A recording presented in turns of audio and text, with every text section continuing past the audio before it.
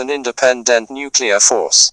What political hypothesis, he asked, was satisfied by the idea of a national nuclear force? It was impossible any longer to imagine Russia launching an attack on individual European countries. There could no longer be anything other than a world war in which the United States would be involved on the first day, so that the fate of the world would be decided primarily in Washington. Individual national defense was no longer a possible military position. On the other hand, said the speaker, the French force could not provide France's allies in continental Europe with the guarantees offered by the United States deterrent. A British participant argued that the question was not whether France would have a nuclear force or not, but what that country would do with it. In the absence of increased consultation within NATO, certain anxieties might develop. Again, while the dissemination of nuclear weapons may have begun, that is not a reason for ceasing to oppose it, if only in order to enable a genuine agreement on disarmament to be reached eventually. In this connection, it was noteworthy that the USSR had refrained from supplying nuclear weapons to its satellites. A French participant observed that France wished its European allies to play the very role which France herself refused to play vis-à-vis the United States. He considered, however, that Britain, on its side, should become more European. Another French participant who did not wish to exclude the possibility of a revision of NATO in an atmosphere of confidence, emphasized that the main danger of French nuclear armament, apart from its effect on the country's economy and currency, lay in the breach of free world solidarity. Such solidarity must be maintained at all levels if we wanted to defend Western civilization. A German and an Italian participant spoke along similar lines and stressed the highly alarming nature of the present situation. The latter also expressed his concern at a certain anti-Americanism, a certain desire for neutralism, certain notions of a direct compromise with Russia which could be attributed to the President of the French Republic. France's partners, said this speaker, must not be forced to choose between Paris and Washington. During the discussion, speakers analyzed at length the factors in the present crisis, but at the same time they sought solutions which would make it possible to face up to the situation and bring about a smoother operation of the Atlantic Alliance. The problem of the alliance was set forth by a German participant as that of national security through collective defense, as opposed to collective security through national defense. Efforts to achieve integration should not only be continued but extended still further. In fact, NATO was only an improved military coalition. It was paradoxical that we should have an integrated operational command but, on the other hand, should not have such integration in the logistics sector. The same applied to the manufacture of weapons where research, testing and production were uselessly split up, this being equally harmful in regard to the quality and cost alike. The speaker wondered how the desire to possess national nuclear forces could be explained. Was it a question of prestige or of a wish to wield more influence or of suspicion of the United States, a suspicion which, in the speaker's view, was unjustified? After stressing Germany's determination to hold aloof from national nuclear weapons, the same speaker expressed the view that national sovereignty had become outmoded and that the concept of a European third force was unrealistic. In actual fact, he said, two concepts present themselves, an Atlantic community based on two elements, i.e., America on the one hand, and, on the other, Europe as the second pillar. This was a highly desirable formula but presupposed an integrated Europe with a central authority controlling nuclear weapons, a situation which required time to achieve. An integrated Atlantic society with common institutions. Here again, time was needed but an effort must be made forthwith to achieve a common policy instead of merely issuing communiques alluding to a common denominator. The French speaker already referred to as the defender of the French government's policies cited the superiority of American power and the solidity of the Atlantic Pact as factors essential to the equilibrium of the international situation, but he likewise cited the regional nature of the Atlantic Pact and the fact that it concentrated too strictly on the military aspect as examples of its present weaknesses.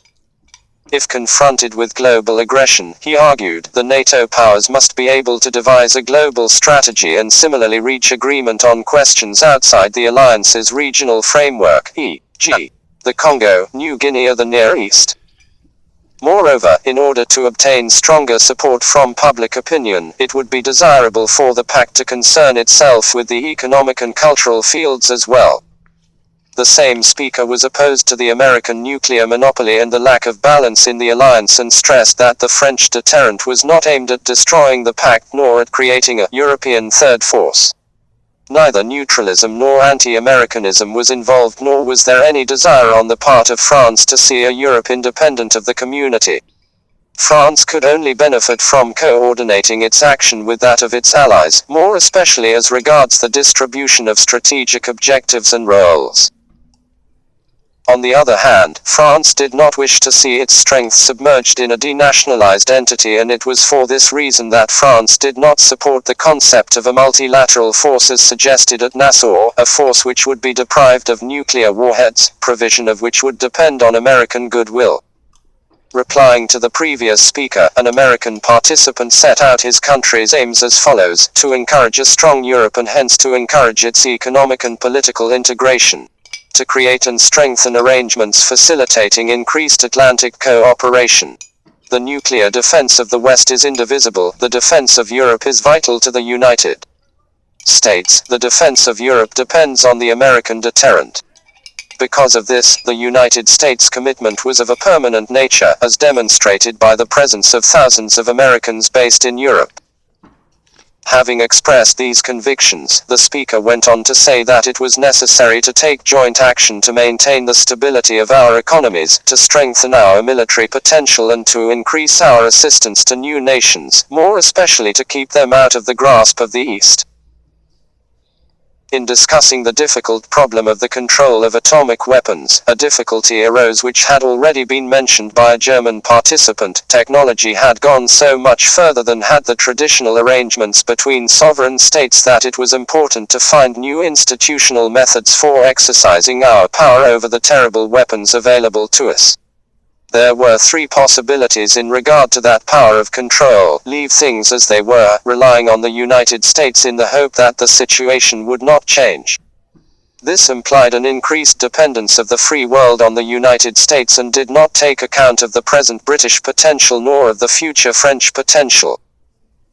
Let things follow their course, more especially as regards the French force and its influence on the latent desire of certain other countries to possess their own nuclear force, with the consequent danger of proliferation already mentioned.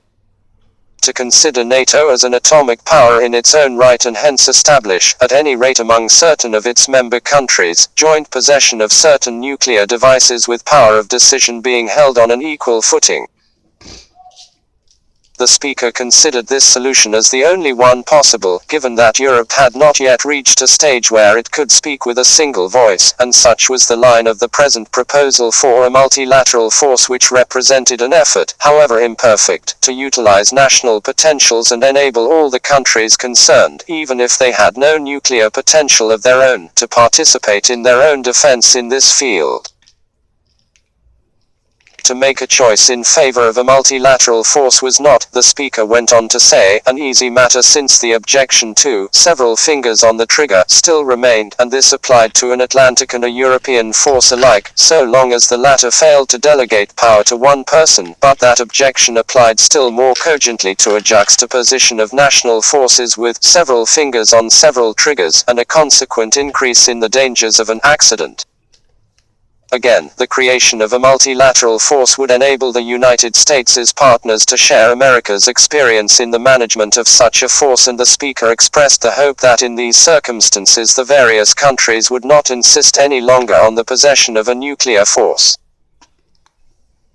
A British participant analyzed in similar terms the various possible formulas for emerging from the present situation, which he described as one dominated by psychopathological elements, a critical lack of confidence on both sides of the Atlantic, a profound anxiety resulting from the fact that the Soviet capacity to retaliate to an American atomic attack would lessen the credibility of the American deterrent.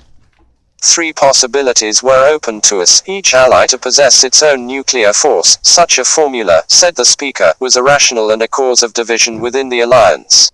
A multinational force from which each member could withdraw if need be. This solution was likewise unacceptable since it involved discrimination in favor of those members of the alliance with a lead in the technical field which, the speaker reminded his audience, included the means of delivery.